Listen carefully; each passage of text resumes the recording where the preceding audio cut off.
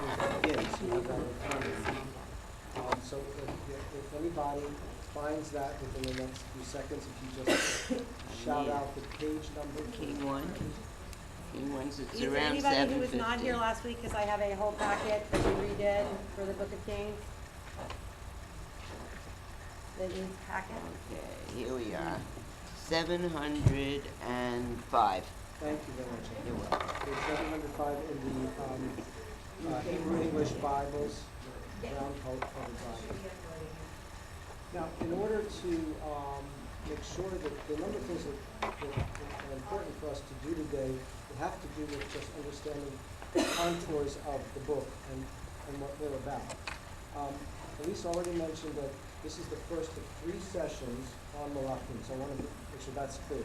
So, and I believe those are the last 3 sessions of the current program year. Is that right? Mm-hmm.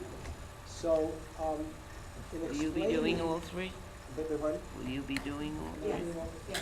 So in explaining what we're going to do, you will also be understanding something right now, immediately, about the Book of Kings. When you look at the Book of Kings, the Hebrew of Kings is Malachim. Melech is a king, that's the singular. Melachim is the plural.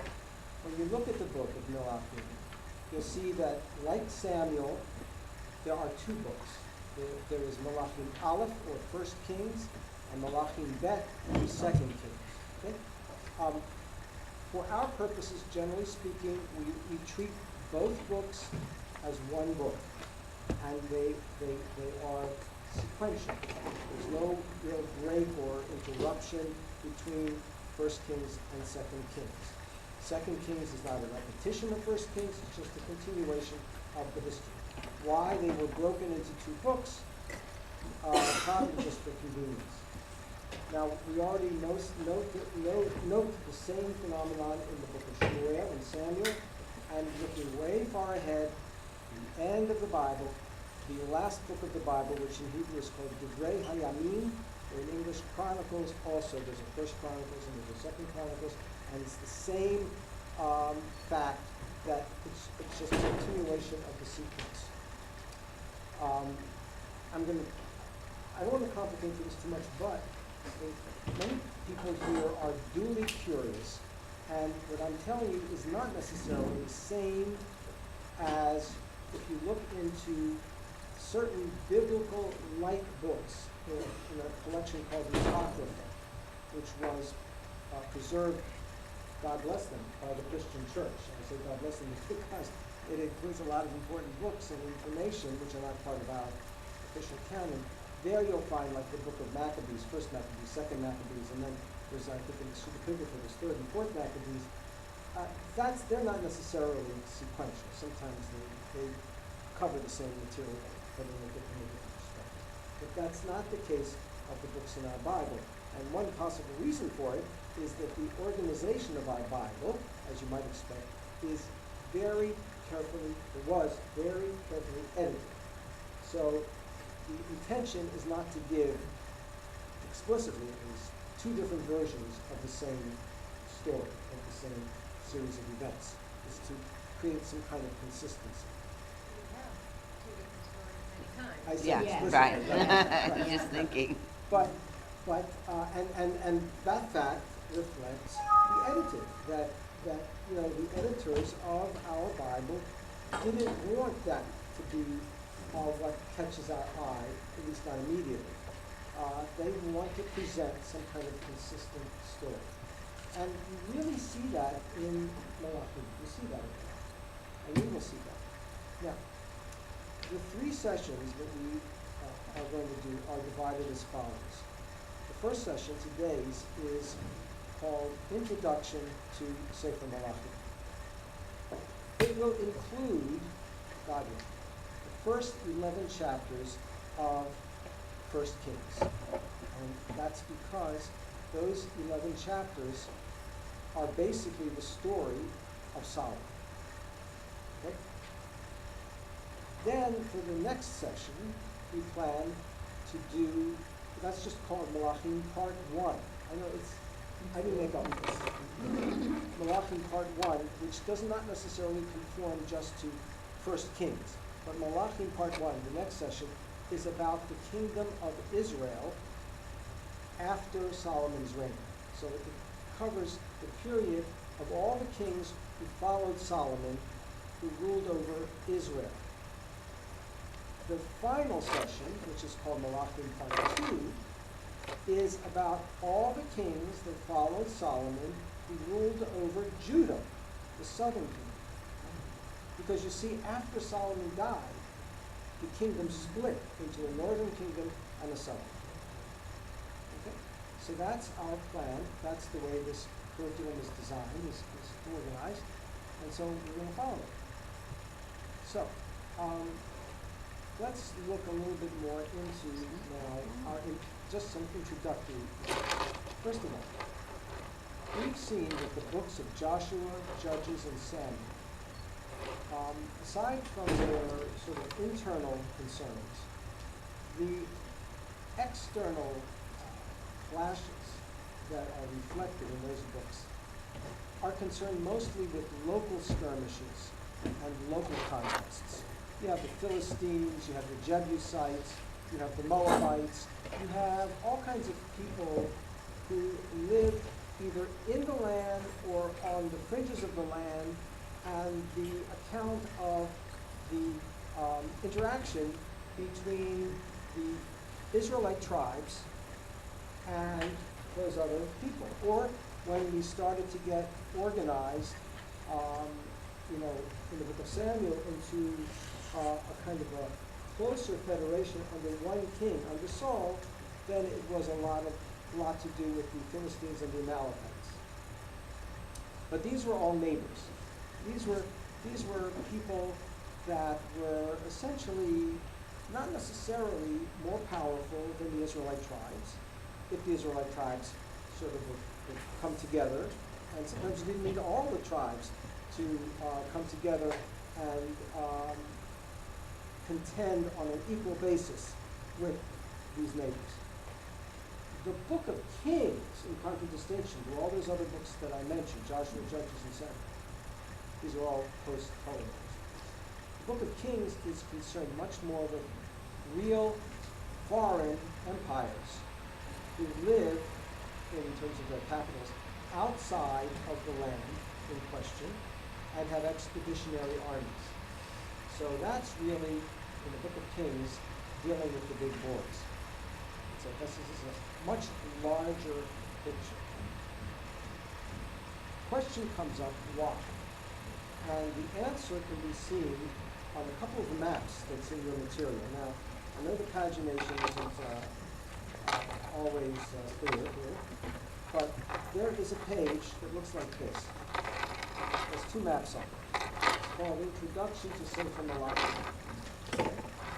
And if you look at map 1 and map 2, you see two different styles of answering the question of why is it at this period that Israel became involved with these foreign empires.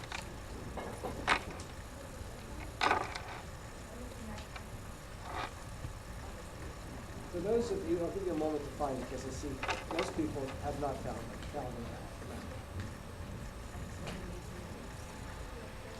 I'll just kind of hold it up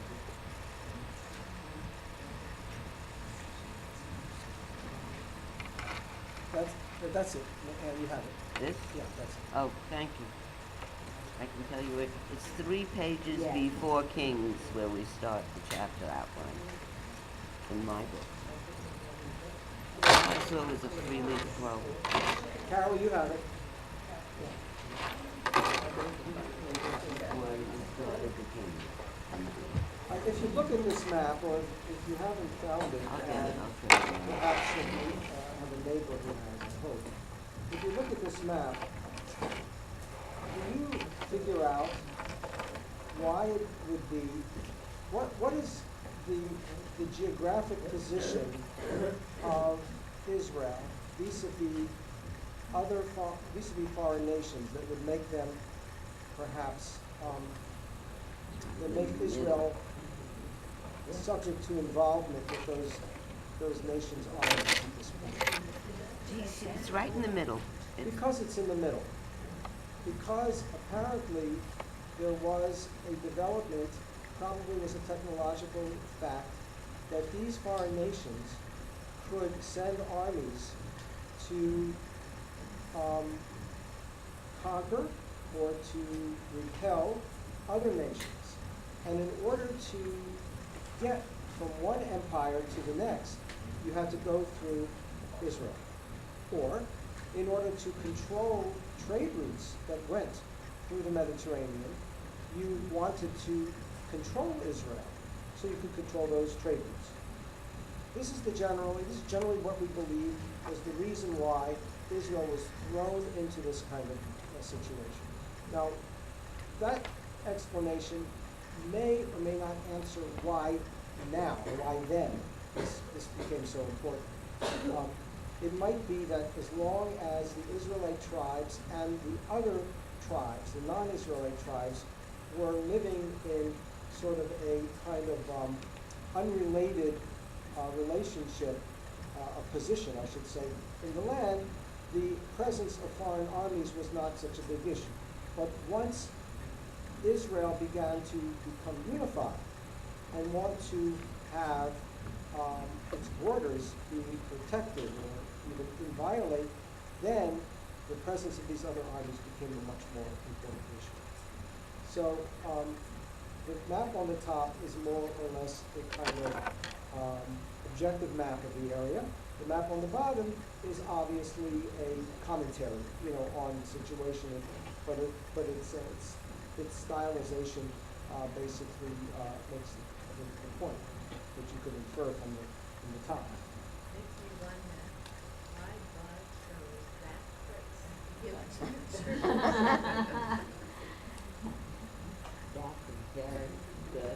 question. A lot of Today, places. today it's a particularly important question.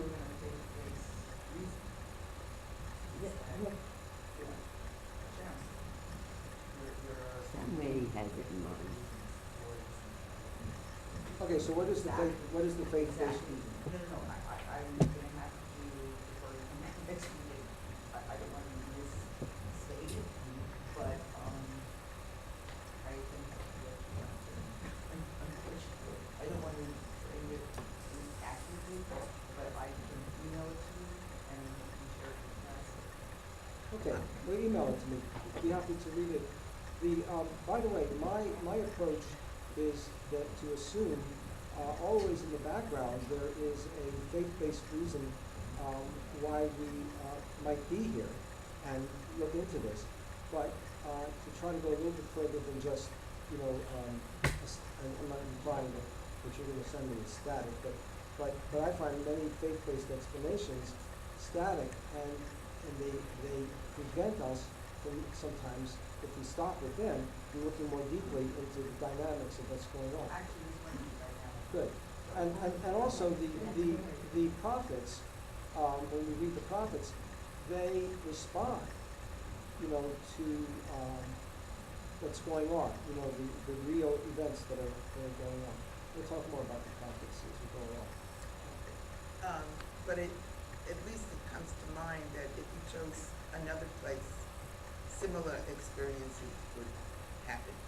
That it would be a place that somebody else wanted and we didn't belong there. So for me, it's more a focus on us than that particular land. Okay. Well, I appreciate that, but I would say that you should hold that view in reserve. Okay. And then when we study more about the history and go through the Book of Kings, measure that experience against this hypothesis that you have. Okay. So now another distinction. The Torah, 5 books of Moses, deals with uncorroborated history. And I know that some people have argued, there's evidence for the Exodus, that 1.5 million plus people, moved through the wilderness, and then one of the explanations to say how that could happen is that there really weren't that many people, even though the Torah appears to say there were that many people. Whatever it is, generally speaking, the events that are enumerated in the Torah have not been corroborated by anything external. whether or not they happened. I'm not saying they didn't happen, I'm just saying we don't have external corroboration. But these books that we call the Nevi'im Rishonim, the early prophets, and here we're using the word prophets just as covering a certain part of the Bible, by which again we mean Joshua, Judges, Samuel, and Kings. It is in this sequence of events that we actually have found corroborating evidence that is completely extra-biblical, not from the Bible. Usually there have to be, almost have to be, archaeological evidence to show some of these events very clearly are matched. And there's some examples that are in the things that have been distributed. For example, if you, I'm not going to go on them in detail right now because the ones that are included in our material are all about, I think, mostly about a later period. But the Mesha stele, which looks kind of like this, if you can see this, it's in the material. This reflects explicitly the name of one of the kings that's in the Book of Kings. And this does not come from the Bible. Okay? So that's kind of interesting, I think. And then there is another one called the Taylor Prism, okay, which reflects other things that are in the Bible. It's called the Mesha stele. Mesha being the name of a king of Moab. Yeah. But interesting. But here's what I wanted you to know. Until very recently, all of the corroborating evidence covered either before the time of David and Solomon or after the time of David and Solomon. In other words, there's archaeological evidence about the settlement of Israelites during the period of the Judges. There's archaeological evidence about Israel existing and certain kings being confirmed later than Solomon, but there was nothing from the time of David and Solomon itself, which was very frustrating because that was the glory of the Israelite kingdom. But a few years ago, there was something, you might have remembered hearing about this, or reading about it. There was an inscription found, I think in Jerusalem, that said, Beit David, the house of David. Now I know that doesn't say a lot, but it says David, and it says Beit David, which is the term that we use for David's dynasty, or in some way, maybe it was a reference to the temple, even though David didn't build it, but you see in what we're going to look at in chapters 1 through 11, even though Solomon built the temple, he gives credit to David. So one way or the other, that was very exciting. That's called the Tel Dan inscription. There's a Tel Dan inscription, so in case you come or want to Google it or come across it someplace. Yes, I'm sorry. What about the city of David? Well, yeah, you could say that that's archaeological evidence too, but And no it's yeah, you know what, yes, let's say yes, and in addition to that, there are archaeologists like Nelson Blitt who feel that they found Solomon's copper mines.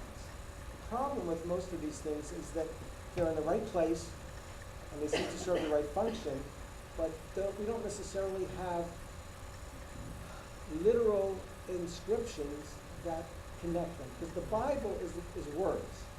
We don't have a lot that connects to the Bible in words. That's the only thing. Yes, there was certainly some civilization going on here, and that we could kind of assume.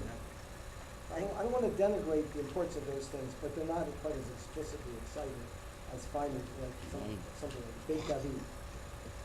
Okay, let's take a look at the timeline that's in your material. I just want you to see it and refer to it. This is called Timeline for the Books of Nevi'im. Looks like this. You found that before. Listen, I feel, I empathize with you. Oh. If you don't have some of these things, a large part of my preparation for any of these classes is to find out what I have, what I don't have, and then to try to get it. So it occupies a lot of time. So this is Very a badly done. I got it. They problem don't that even perhaps can be paginate. improved in the future, okay? Yes. It's before, in front Here it of, is, I have the map. Yes, it's in here. Did Elise leave full packets? Well, Because I don't know if the full packets have everything, because I have what I originally You're right, got, and it's different from this Yeah, packet. that's right, that's what's been sorry. happening. So. But maybe if there's something that's missing in your packet, maybe it'll be present in that. Well, it's the opposite. There's something that's missing in that, that's in my packet. Never mind. Okay, I know, I We're understand. intelligent enough to be able to That's the figure problem. it out. But if you look at the timeline, you'll see that we have here, under the lines Israel and Yehuda, two separate sets of kings. There are 19 kings in each group. Those are the kings that came after Solomon. So the full number of kings is actually, counting back, Solomon, David, and Saul have to be added. The point is that until the end of Solomon's reign, Solomon's reign, you had one kingdom that was called Israel. After he died, then there were two kingdoms. The one in the north continued to be called Israel. The one in the south was called Yehuda, or Judah. Okay? And you'll see the kings, and in parentheses, the number of years that they reigned in each kingdom. We will be studying those two kingdoms respectively next session and the session thereafter. Corresponding to those kings, there were Nevi'im, prophets. These are real people who served a kind of critical function. Very often you might call them critics, you might call them alter egos, you might call them, in some cases, counselors, and you might even call them confidants of the king. But what they all had in common was that they arose and flourished, I think it's safe to say, only during a time that there was a Jewish king ruling over the land, a Hebrew king, an Israelite king ruling over the land. The function of the prophets, looked at from a biblical point of view, is that they in some way correspond with the existence of a Jewish ruled monarch, Jewish headed monarch. Okay? My way of doing this is not to put a lot of emphasis on the prophets unless they come up in the Book of Kings, and they really don't come up a lot in the Book of Kings. And we're going to be studying next year the prophets in the prophetic books, and they often do mention the kings, and that's, I think, is the place to really look at their role. But we'll take it as as it's presented to us. Okay, so we're related to the timeline, since we're dealing here with Shlomo, essentially. The year of Shlomo's reign, would be somewhere around, roughly speaking, 950 BCE, or 960 BCE to 924 BCE. So that's the little bit of time that we'll look into, actually.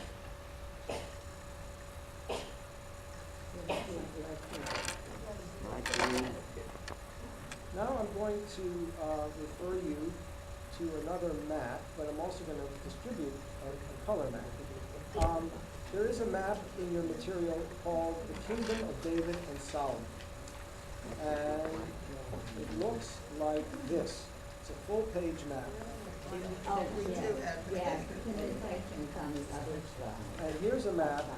I'll distribute this. Just give back to me what's left over, please.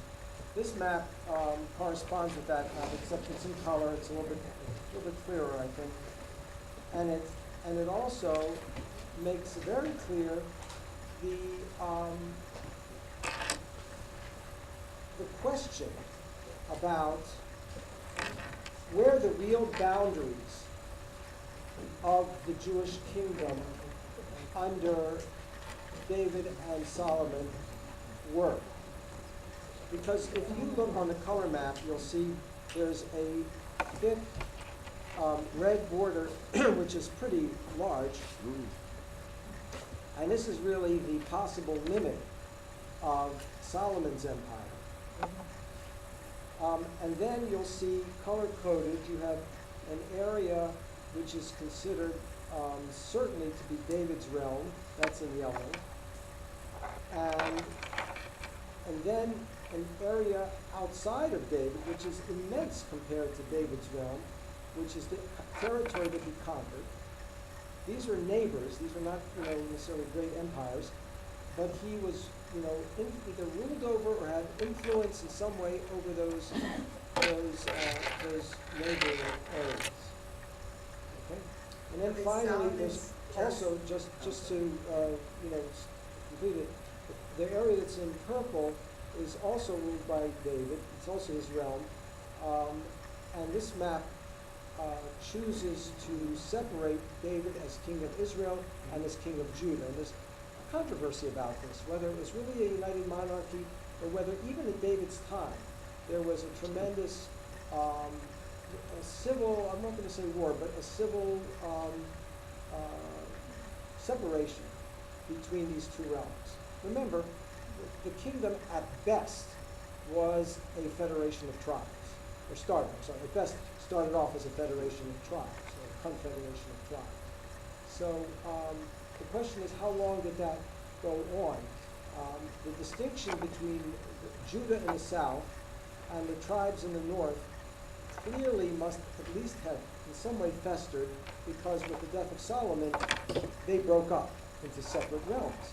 But the question is, how unified were they during David's time, during Solomon's time? That's an ongoing question. Now, Yes, I'm sorry to interrupt you. So Solomon's territory was only the dotted red line, no, it could have been, no, it was apparently as much, both the solid and possibly the dotted red line. The dotted red line was possible. right? Oh, The solid red line is basically consists of the areas of rule or of influence that Solomon inherited from his father David. The problem is that one of the passages in those 11 chapters that we're going to look at suddenly tell us the extent of Solomon's rule, and it's not given with any history of how it got to be that way. It's just a statement. So that's why these dotted red lines exist, because we don't really know for sure what went on, what transpired to get to that larger one. So you can keep that in front of you, keep the map, and use that to refer to. What we're going to do for the remainder of the time is, one thing I want to show you, one other outline. The chapter outline, the excellent chapter outlines. These are very valuable. You should have in your material a chapter outline of Malachim Aleph and also a chapter outline of Malachim Bet. Okay? And you'll see if you look at the first 11 chapters of Malachim Aleph, that's all about Shlomo, Solomon. That's what we're going to look at today. Okay, and they give you in the last column the BCE years. So treasure those outlines. Now, what we'll do now is we're going to walk through, some places run, chapters 1 through 11. Okay? So, first of all, open your Tanakh, if you haven't already, to the beginning of Malachim, and get ready. We're on the starting line now. And I have to explain a couple things, which you'll take as a review of your study of the book of Shmuel. David probably had a lot of children, but the 4 sons, he had, supposedly 4 sons, but probably 5 that we're dealing with, and not probably, I mean by name, go by the names of the given, definitely 5. And Solomon is normally counted as the 4th son, okay?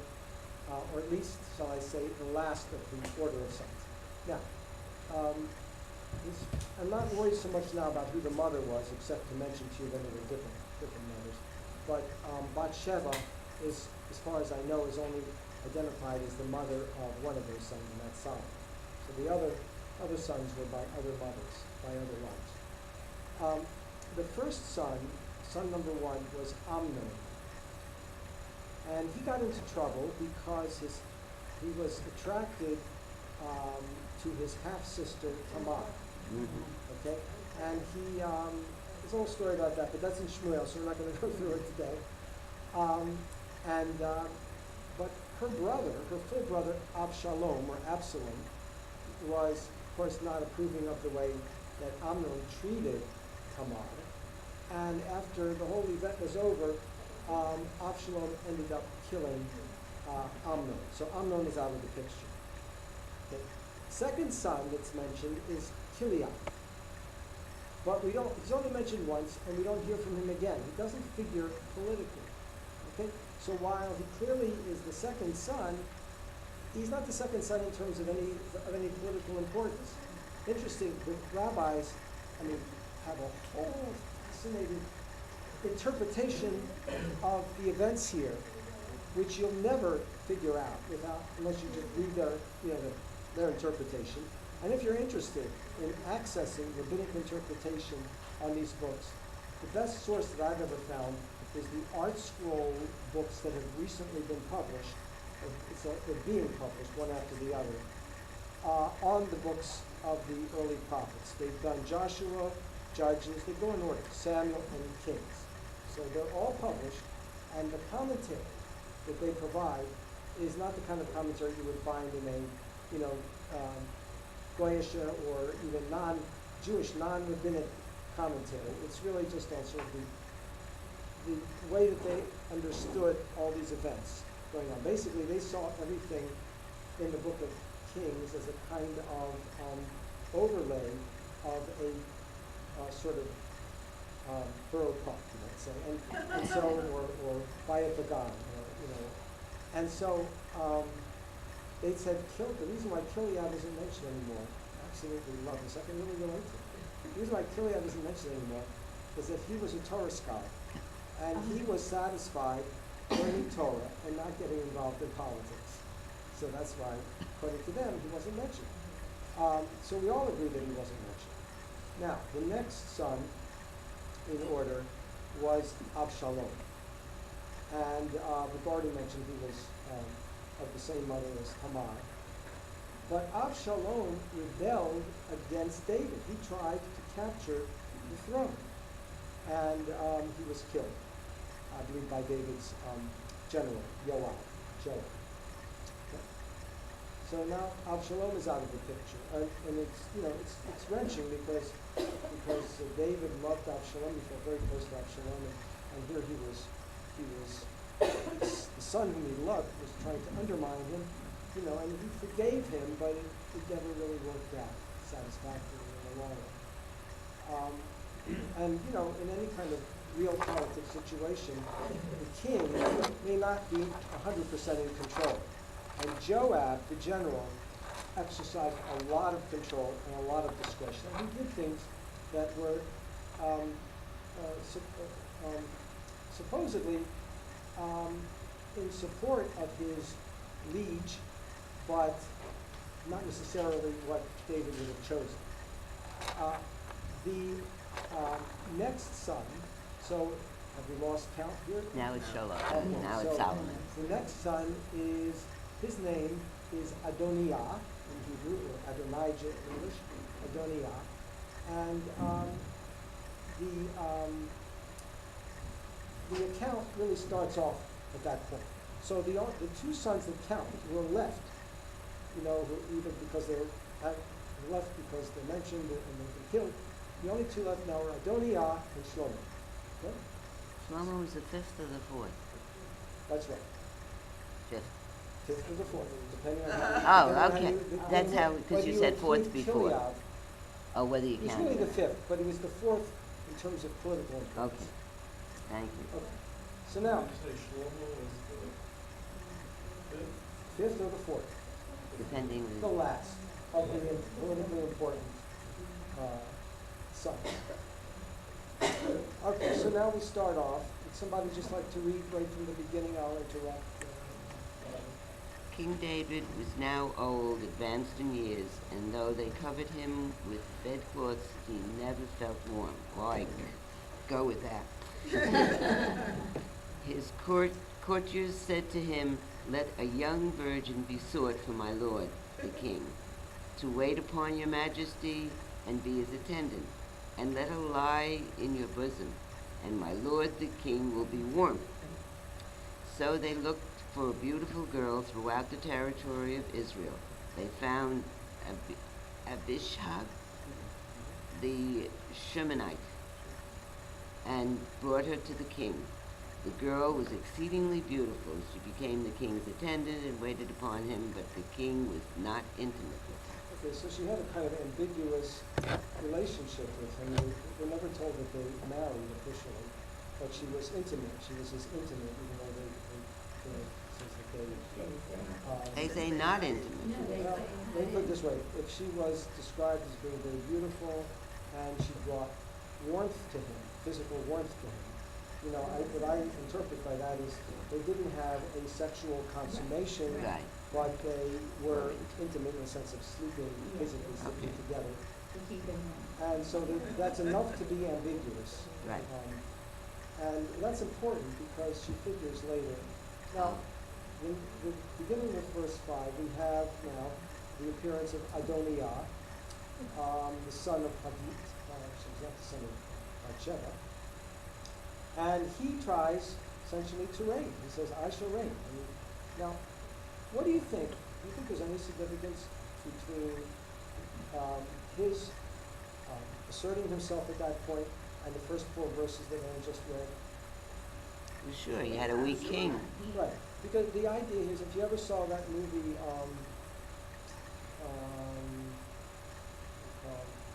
there's a movie with a Jewish comedian and an Italian guy who was playing the head of a mafia ring, and the Jewish guy was a psychoanalyst, and Analyze This, called Analyze This. Right.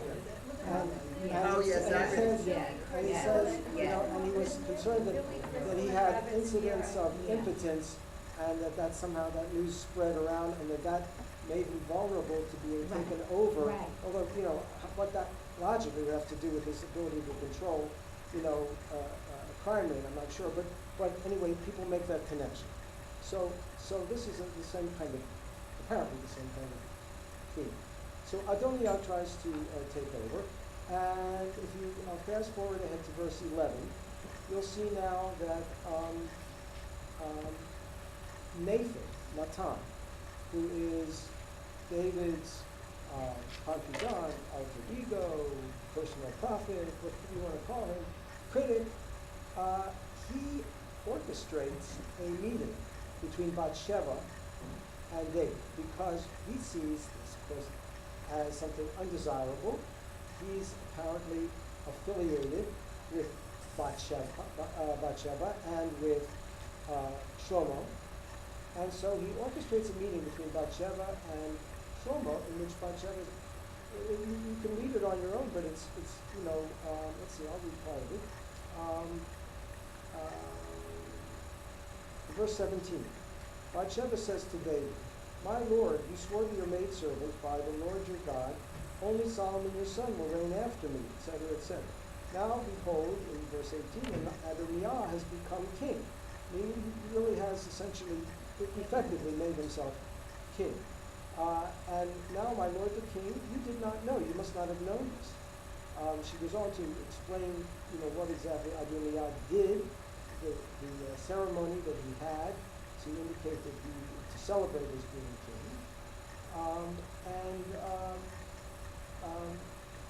And she says at the end of verse 19, "You did not invite your servant Solomon, my son, of course, to this ceremony, which seems to mean that we've been excluded. So in verse 20, it's up to you, my lord the king. The eyes of all Israel are upon you to tell them who will sit on the throne after him. Because if you don't specify Solomon, she says in verse 21, then I and my son Solomon will be deemed sinners. And what that really means is that once you die, and Adonijah is the uncontested ruler, he will eliminate us. So this is partly to protect their lives, but also to protect the dynasty that, you know, it was Bathsheba's understanding, and especially Natan's understanding, would continue with Solomon. I have a question. Wasn't Solomon sent away at the beginning? Was he sent away to Natan to be taken care of for a while? Well, I don't remember, but if he was, then I you thought could see that we this. heard that You could last see week. this as the bringing of him back. Yes. Okay. I mean, he was almost excluded, so he, well, Hannah Samuel was. Well, there was a king. Yeah. There was a king. There was a king who was later. He was coronated as a minor and was supervised by the high priest. That's But we'll get to that. We'll get to that in the last session. But you know, maybe there was a passage like that about Solomon. I don't remember it in the book of Solomon. But I would say that if you do find it, let me see it.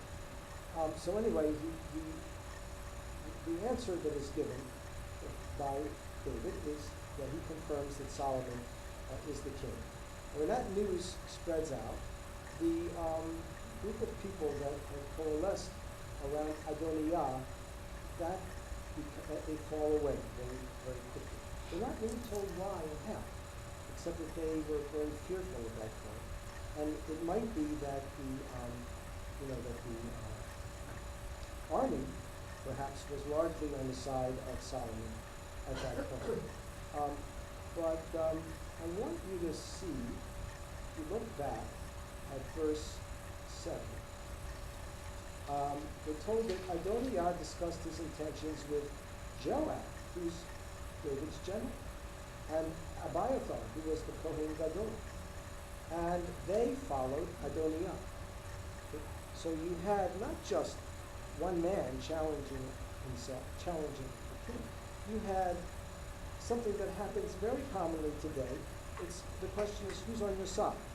And he had Joab on his side. But there's another man that's mentioned. Not too much is said about him explicitly, and his name is Benaiah. Benaiah seems to be a kind of a new, he was a military man, and he sided with Solomon.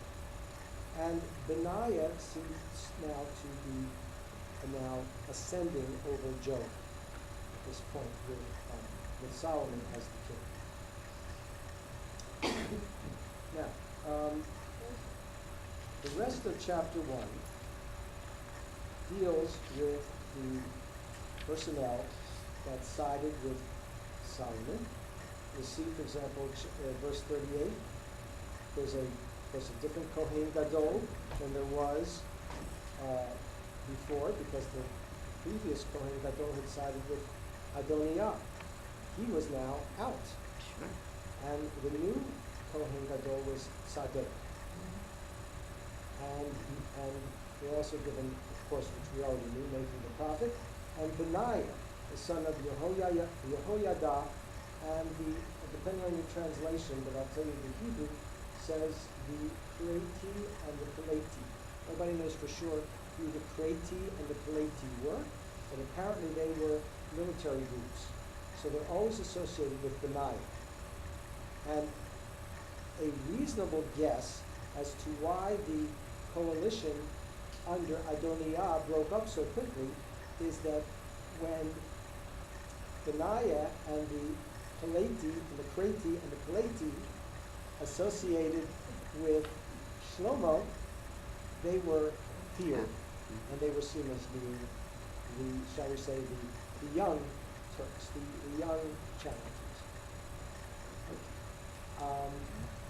So the rest of chapter 1 deals with the breakup of the rebellion of Adonijah.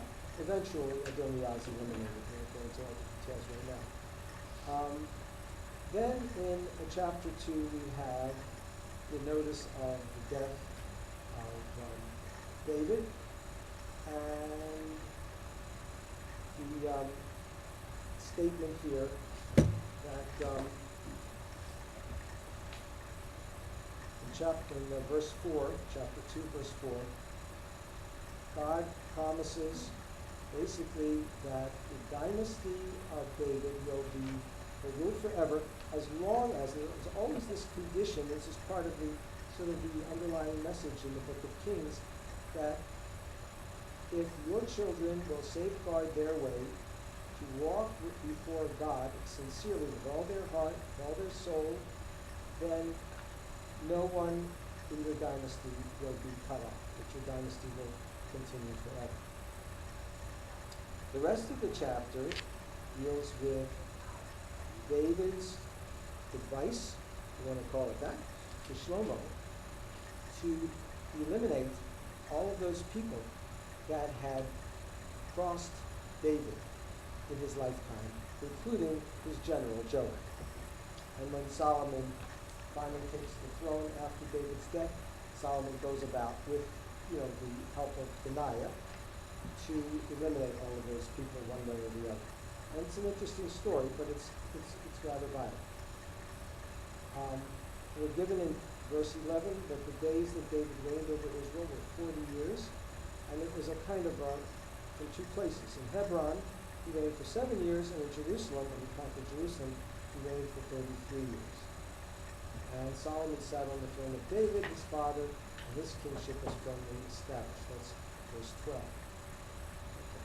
There's an interesting effort made by Adonijah to, my judgment would be to stage a second rebellion. And he goes to Solomon's mother, Bathsheba, and he says, in verse 15, you know that the kingship is mine, and that all of Israel looked to me to reign. Now I have one request to make of you, and that is that you give me Abishai as wife. Would you go to David and arrange for me to get Abishai as wife? As my wife. This is Adonijah. This man is, this is a last-ditch effort because on the one hand, you could argue, well, Abishai wasn't married to David, so she could be his wife. But on the other hand, she was, what I would call intimate with David enough, so as to imply that if she then was to be married with Adonijah, she could be perceived as the wife of the king, and that would be Adonijah. So this is an effort. You can read it on your own, but it's one of the more colorful efforts of rebellion that we have here in the book.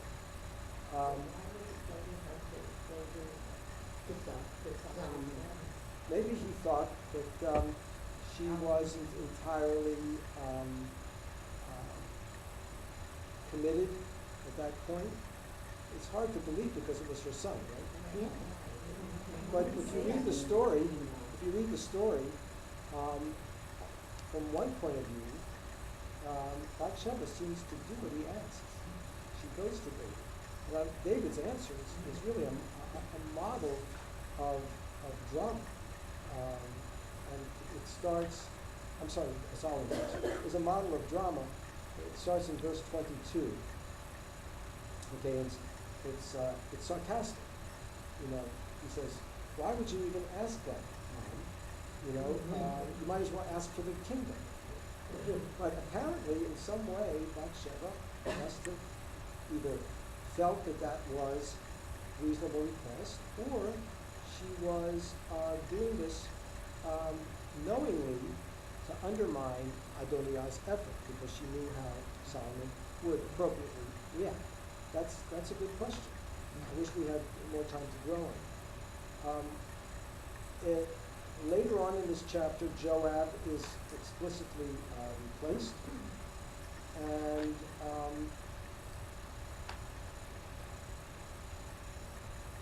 finally, at the very end of the chapter, it's not even the whole verse, but within verse 46, the end of chapter 2, after all of the replacements and the killings that went on, we are told the kingdom was thus established in the time of Solomon. Okay. Now, in chapter 3 is essentially the three parts to chapter 3. In the first part, Solomon makes a marriage alliance with Pharaoh, king of Egypt. So he takes Pharaoh's daughter in marriage, and that's clearly, seen as a political alliance.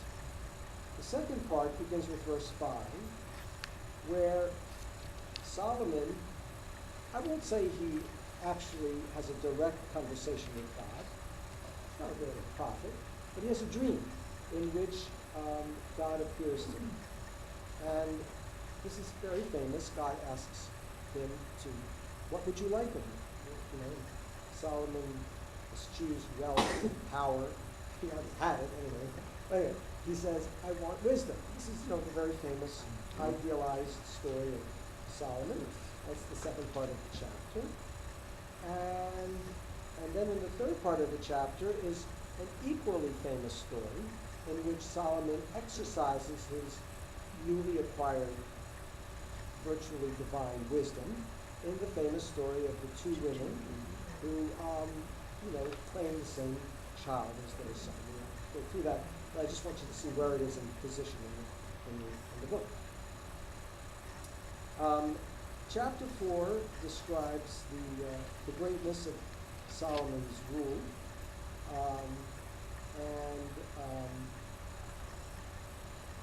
and some more specifics about the extent of his kingdom, coming up in chapter 5, verse 1. Here's where we're given, without very much explanation, the extent of his kingdom. Chapter 5, verse 1, Solomon ruled over all the kingdoms from the Euphrates River, it's all the way in the east, to the land of the Philistines, which is on the coast of the Mediterranean Sea, until the border of Egypt, all the way south. They brought tributes and served Solomon all the days of his life. So the question of rule is a little bit ambiguous, but it appears that this is the kind of rule of an imperial figure, where he's not necessarily supervising the civil life of all these areas, but he is staking a claim to them, which requires them to pay him protection money, essentially. That's what these tributes are. So Solomon did all of that. And in verse 9, we're still in chapter 5, in verse 9 we have the beginning of his applying his wisdom to the building of the temple. Now throughout the building of the temple, due credit is given to David. David was the king who wanted to build the temple, but was not allowed to. It is stated here within these chapters that the reason why David wasn't allowed to build the temple, or didn't succeed in building it, was that he was enmeshed in wars. And so now, presumably, his son inherits a more stable empire, and this is now the appropriate time, not so much the appropriate person, as much as the appropriate time to actually build a temple. In verse 15, we have the beginning of the relationship with the king of Tyre. Tyre is the country in the north, which apparently did pay tribute to Solomon, and Hiram, Hiram in Hebrew, the king of Tyre, enters into a commercial relationship with Solomon in which he supplies some of the materials for the building of the temple, most famously the cedars, the cedars that are up there in the north, in what is now Lebanon. Okay? So we have all of that is described in some detail in chapter 5. And then in chapter 6 we have the completion of the temple and its dimensions.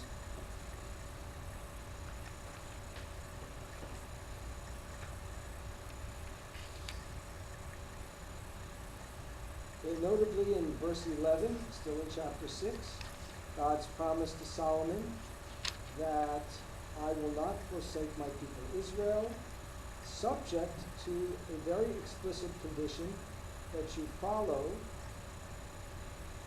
my mishpatim, my laws, my mitzvot, my commandments. See, I repeat these particular words because I'm a very skeptical person, and you know, I'm always interested in what was the function of the Torah in those days. You know, so whenever I see any explicit words like that, you know, that are related to the Torah, that's of interest. You still have to remember that, you know, these books were written by and put together by someone, and there may be a certain agenda that's written into them. But in any event, we have clearly in the book of Malachim a bond with commitment to Torah that is connected with the setup of the Davidic dynasty. Yeah, what I see also is sort of a mix of overarching messaging, because the fact that the temple is not under David, because you articulated that it was not just the instigating prayer, but that what the Solomon asked was wisdom. And it just seems to me that it's so amazing that whether it's God or instead of saying wealth and power are not enough. We have to also live and live by wisdom. And then it was permissible for Solomon, for a temple to be built, not just with power and strength and wealth and resources, but with wisdom. And in fact, the act if you combine wisdom with the mitzvot and with the laws, then you have really a glorious conquest going forward. And it's not surprising then that it was appropriate for God to then say, well, if in fact going forward, my children are to follow, and they would have a leader who applies it with wisdom, then all the bounties of life will be theirs. This is very strongly supported in the chapters that we've just gone through, and especially the connection between Solomon's wisdom and the beginning of the building of the temple really underlies that point. Now, in chapter 6, we have the description of the temple, which corresponds very closely to the description of the Mishkan, of the tabernacle. Some of the dimensions are different, as you would expect. This is a permanent temple on a larger scale. But there are a number of issues which we don't have time to go into, but they certainly present themselves very clearly in that chapter. Then in chapter 7, Solomon builds his own palace, and in addition to that, he builds what appears to be, might be a kind of second home, maybe a summer home of some sort. He builds a hall of justice. Again, these words can be interpreted in different ways, but appears to be some sort of judicial building. And in chapter 7, we are given a description of the grandeur of all of these public works. I guess I'm not sure it's exactly what it's called, all public works, but they were royal works. And description of the materials used. I wanted to call your attention in chapter 7 to verses, really just to verse 21, but this is some lore that comes out of here, that there were two pillars in the sanctuary, and they had names. That seemed a little bit strange, but they had names Boaz and Yachin. So sometimes you'll see in traditional Jewish books on the title page, you'll see these two pillars, and sometimes you'll even see one called Boaz and one called Yachin. And you may wonder where that comes from here. And the Boaz doesn't apparently have anything to do with the Boaz of the story of Ruth, but at least I could certainly say it comes from here. So I just wanted you to see that connection. We are, in the rest of the chapter, more descriptions of the extent of the materials. And then in chapter 8, the dedication of the temple, which is really soaring, S-O-A-R-I-N-G, the dedication, so the words, the speech and the prayer of Solomon. They're just soaring. We're told in verse 9 that the stone tablets that Moses placed in the tabernacle, or the ark of the tabernacle, were apparently preserved and were in the temple that Solomon built. And then we have the dedicatory comments beginning with verse 12. In verse 17, he acknowledges that it was in the heart of my father David to build a temple, but for reasons that we've already discussed, David wasn't able to. And so he really presents himself as the builder of the temple in a way that's subordinate to David. And that's one of the reasons why very often the temple is called not Beit Shlomo, the house of Solomon, but Beit David, the house of David. Although the word Beit David, the term Beit David could also refer to the dynasty of David.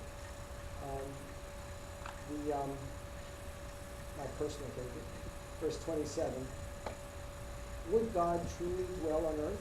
This is a key question. It's a very advanced question. Behold, the heavens and the highest heavens cannot contain you, and surely not this temple that I have built. But may you turn to the prayer of your servant and to the supplication, O Lord my God, to hear the cry and the prayer that your servant prays before you today. This is the underlying logical question about building a temple. And it's explicated here in the words of Solomon. It's an incredible thing, I think. There are different kinds of prayers that he points out can be brought and offered in the temple. And in verse 41, verse 41, Of which, still in chapter 8. oh, okay. In verse 41, he says, also a Gentile who is not of your people Israel, but will come from a distant land for your name's sake. For they will hear of your great name and your strong hand and your outstretched arm, and will come and pray toward this temple. May you hear from heaven the foundation of your abode, and act according to all that the Gentile calls out to you, so that all the peoples of the world may know your name, to fear you, as does your people Israel, and to know that your name is proclaimed upon this temple that I have built. So here you have a very clear statement of the universal intent of the temple, while it is still the temple of Israel. And it goes on with more prayers that the people may offer in the temple. We get now to chapter 9. And in chapter 9, we have mapped out here some conditions for preserving the temple. Especially in chapter 6, I want you to notice, on the negative side, that if, in verse 6, excuse me, because I sometimes go back to the very chapter when I mean verse 6. So we're still in chapter 9, verse 6 now. But if you and your children turn away from me, and will not observe my commandments, my decrees that I have placed before you, and you go and worship the gods of others and prostrate yourselves to them, then I shall cut off Israel from upon the face of the land that I gave them, and the temple that I have sanctified for my name I shall dismiss from my presence, and Israel shall become a parable and a conversation piece among all the nations. Okay? So you could see this as a kind of prophetic statement, but the point is that the existence of the temple is justified on the condition that there be a kind of higher law obeyed.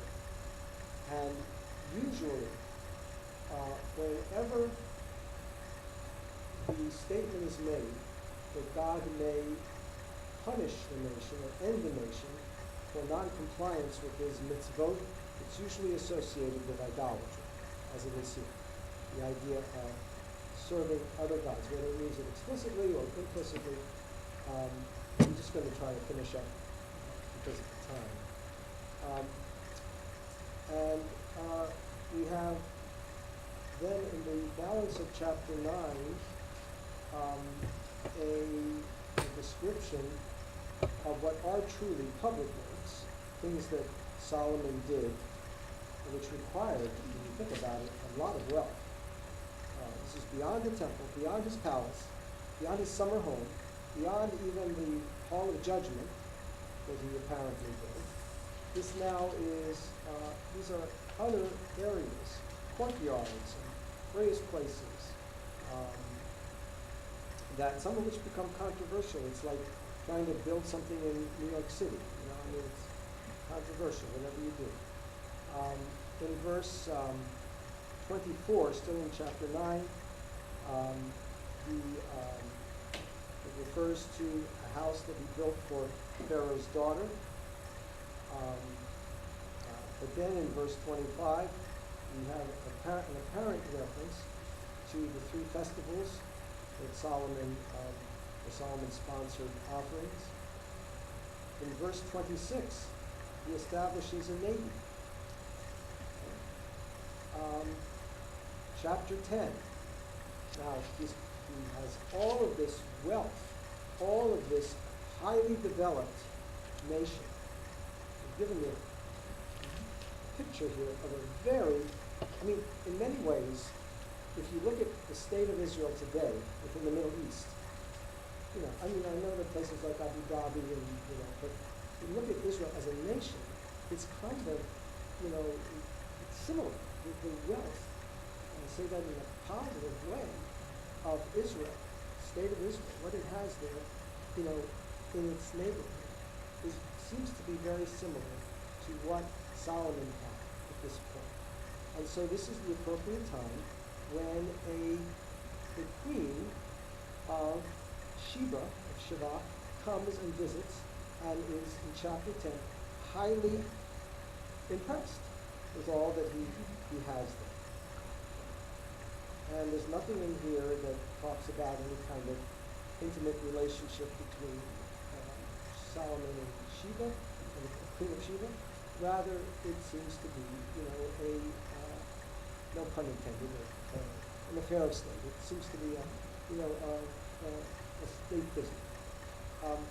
In chapter 11, though, we are told that he had many foreign wives, and some of the problems now are recognized in chapter 11, and basically, I say suddenly told, I want you to get the suddenness of this, that he has established all of these idols now for his foreign wives. And immediately in verse 11, the Lord says to Solomon, since this has happened to you, and you have not kept my covenant and my decrees that I have commanded you, I shall surely tear away the kingship from you and give it to your servant. Not your son, but your servant. In your days, however, while you still are alive, I will not do it, because of your father David. From the hand of your son will I tear it away. Only, this is verse 13, I shall not tear away the entire kingdom from you. One tribe shall I give to your son, for the sake of David my servant, and for the sake of Jerusalem, which I have chosen. And then, beginning in verse 14, the Lord stirs up some antagonists, not just one, but a number of antagonists against Solomon. And we're given an account of a couple of antagonists against Solomon. This begins to undermine his control. And then in verse 26, the third one who's mentioned, I believe it's the third one, is Yaravam in Hebrew, or Jeroboam in English. And he is apparently well, he's described here as a servant of Solomon. And in verse 28, he is apparently he's called a Gibor Chayil, So maybe he was a military person, but he was also in charge of taxation. But whatever he was the one who wrested the rule after Solomon's death from Solomon's son. Jeroboam was apparently from the north. He's associated with the house of Joseph here, so it's the either Ephraim or Manasseh, the biggest tribes in Israel. And he then, as we shall see next week, begins a separate rule over Israel after Solomon's death. Solomon's son, Rehoboam, or Rehoboam, continues, as the prophecy is given here, continues ruling over Judah, over the southern tribe. Okay? So, this is 11 chapters, neat, clean, a little too neat and clean from my perspective, but very successful man, tremendous wealth, and then suddenly God turns against him right at the end for these idols. I'm not questioning the justification of that, I'm just questioning how suddenly it seems to happen at the end, although we are given hints along the way. So, God's waiting for him to turn away or to smash them. well, actually, maybe, but, the reason is actually given, whether we think it's valid or not, and that is that for the sake of fill in the blank, he let Solomon live out his days, even with the idolatry, for the sake of David. That's very explicit. So whether you get it or you don't get it, it's here, okay? That's what we need to see. That David is the underlying justification for whatever peace Solomon died with, although he was given a message during his lifetime of what would happen. And at this point, life will never be the same, for the Israelites. Okay? Now, I have to go. It's because I have other tasks. But as I said, before, next week we do the kings of Israel. So our focus is going to be our attention is going to be focused on Jeroboam and all of the kings who rule Israel next week. Then the last time, thank you, we will go back to Rehoboam, Solomon's son, the week after, and then we will trace the Judean line. Okay? And by the way, in the Book of Kings presents both.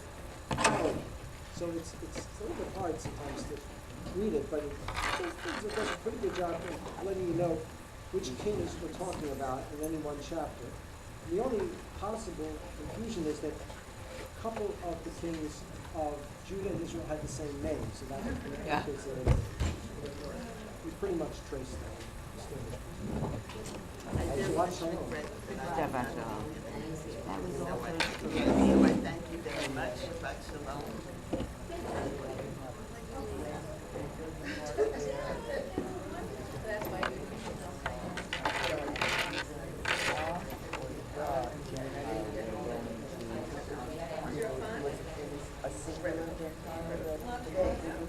No, but they were very odd. It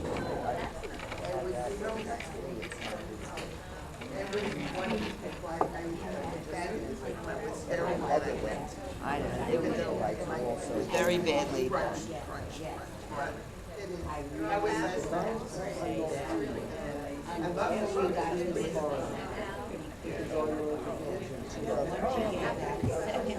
But I will also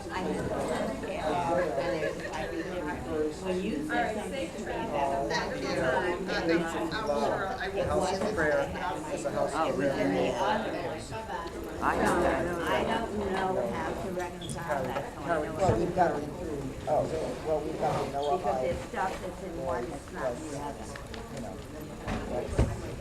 But I'll go through it. Take what I can I from it. can And also, that's all I like, can. there's a lot to take. I got it. I got it. I know, I see it here too, but I don't know. I mean, yeah, this point would be posted, so I think. Are you alive? I'm alive, thank you. Oh, good, because I was very. Okay, and I wasn't, I had a cat emergency. The person that you're asking about. Yeah, that's it. seems to be talking about No, and I was supposed to come in today. right, but they were, that's, I think, what you might have to think about. The idea that other nations will recognize the validity of the community. Right is also kind of what I was saying that she must have been unhappy because when she was person who provided warmth to him, but in addition,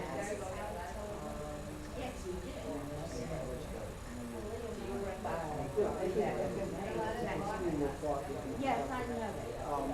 what was much of a state of mind. We're talking about other approach to credit.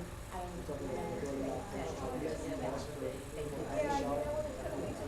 That's the guy you said. I mean, not really deserves, I think a lot of discussion. There were no people who did commentaries on it.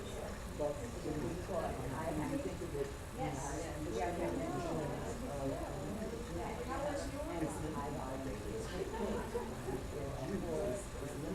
I know.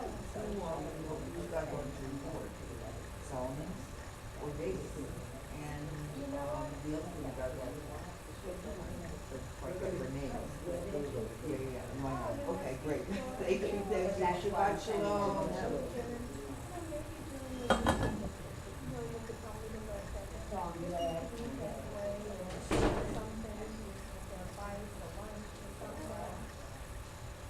It did.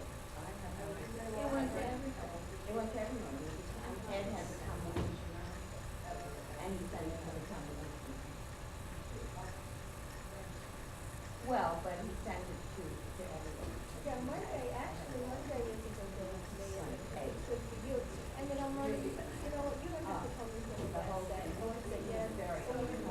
I think it was informative, although I am too.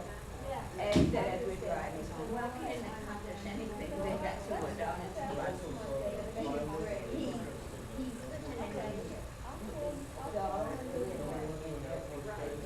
and when you're thinking that we are so unlike, I don't know how it's been marketized.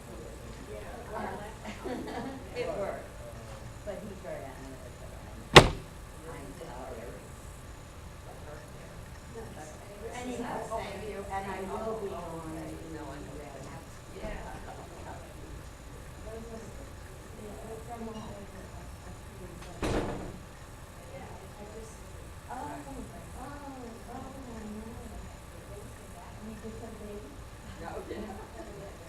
Somebody else.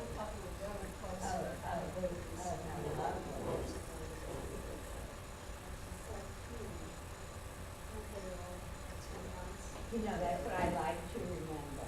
Those are the pictures I keep of my grandchildren, like when they were young. That they I never go, we're going to that city on the. Yeah, they years ago. Yeah, you know, They're yes, on and mine. one place called Charlottesville. Looking at, Oh, that's fabulous. Where's the shadow? say I'm getting my hair done. Where did she, yeah, where'd she say to shut? Do you